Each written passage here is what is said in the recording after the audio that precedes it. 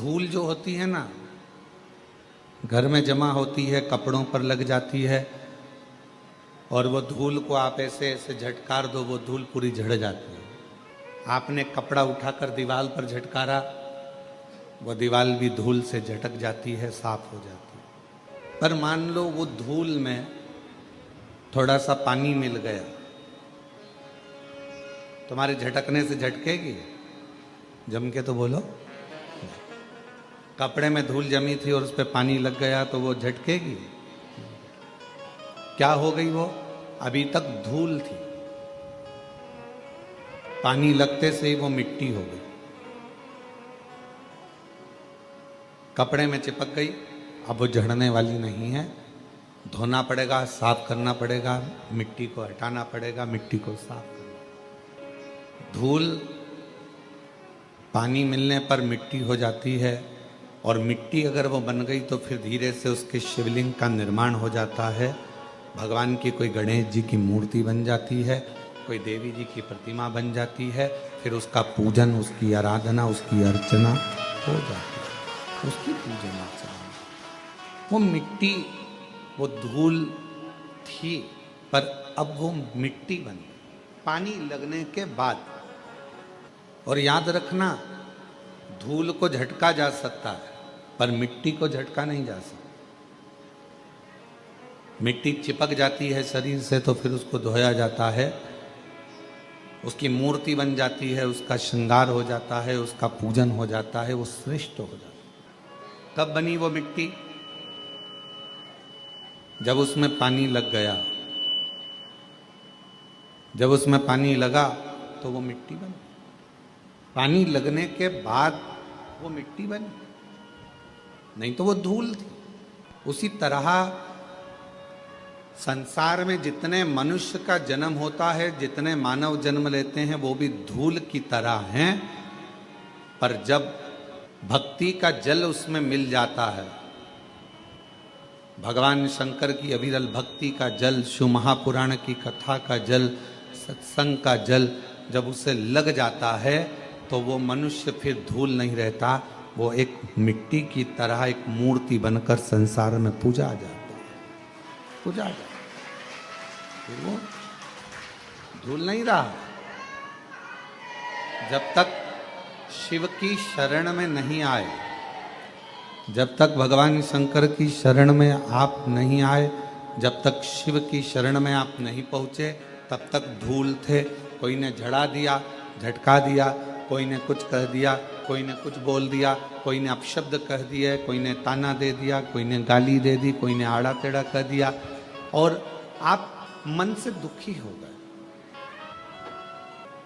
आप हृदय से दुखी हो गए, आप हृदय से, नेत्रों से नीर बहने लगा, आंखों से आंसू बहने लगे, फिर आप दुखी हो गए, दुखी।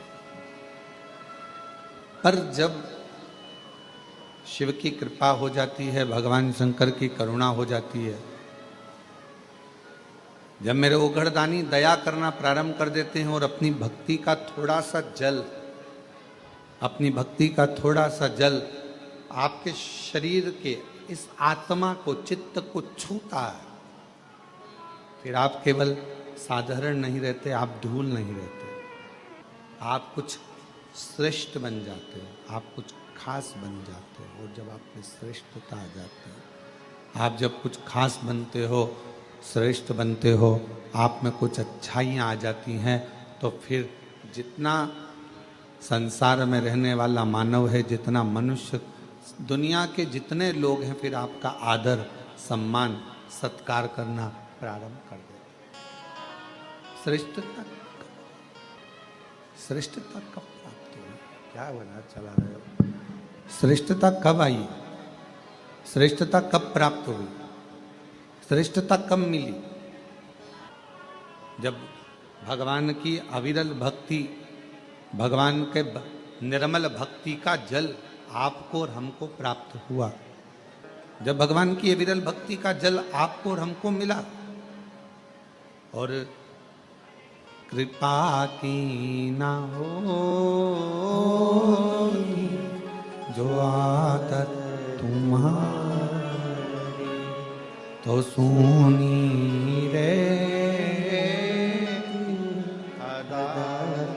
तुम्हारी, गरीबों के दिल में जगह तुम ना पाते, तो किस दिल में होती इबादत तुम्हारी, कृपा की न हो।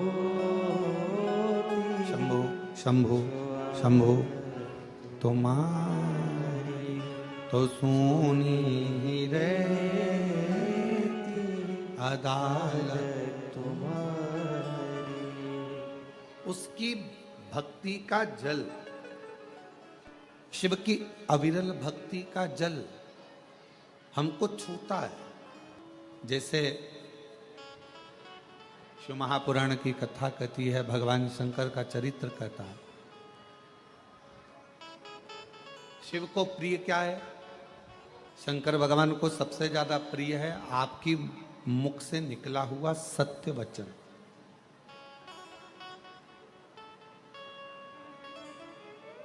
फिर भगवान को प्रिय क्या है? तो कहा, जो एक लोटा जल आप भगवान देवादिदेव महादेव को चढ़ाते हैं वो शिव को प्रिय।